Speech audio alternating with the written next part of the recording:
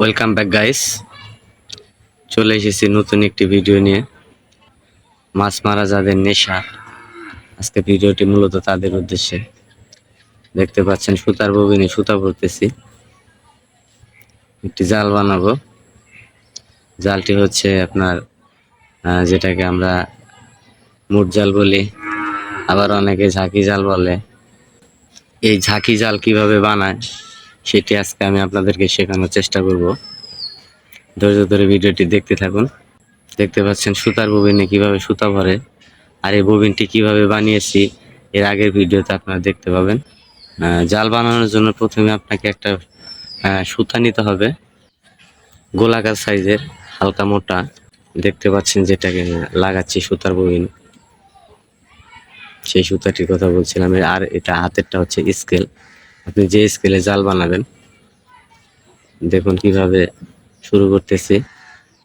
হাতের দিকে ফলো করুন। দেখতে পাচ্ছেন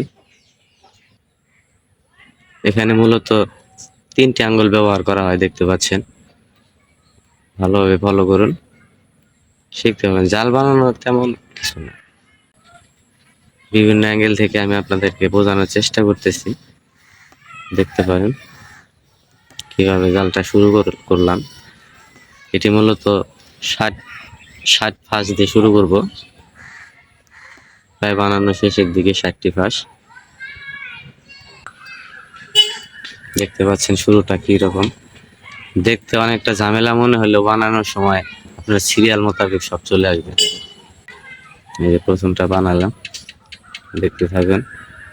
তারপর নেক্সট প্রথমটা বানানোর পরে আপনার দ্বিতীয়টা এমনি হাতের কাছে চলে আসবে। আর এই জালটি বানানোর জন্য আপনাকে প্রতি লাইনে 4টি করে ফাঁস বা কোঠা বৃদ্ধি করতে হবে। আর কোঠা বৃদ্ধি করে কেমনে সেটা আমি আপনাদেরকে আগামী ভিডিওতে দেখানোর চেষ্টা করব। তো ঝাঁকি জাল বানানোর জন্য আপনাকে মূলত 60টি ফাঁস দিয়ে শুরু করবেন।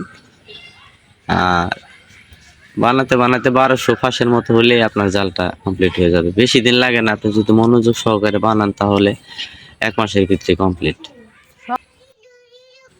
দেখতে পাচ্ছেন কি সুন্দর হয়েছে। সবাই ভালো থাকবেন, আল্লাহ হাফেজ।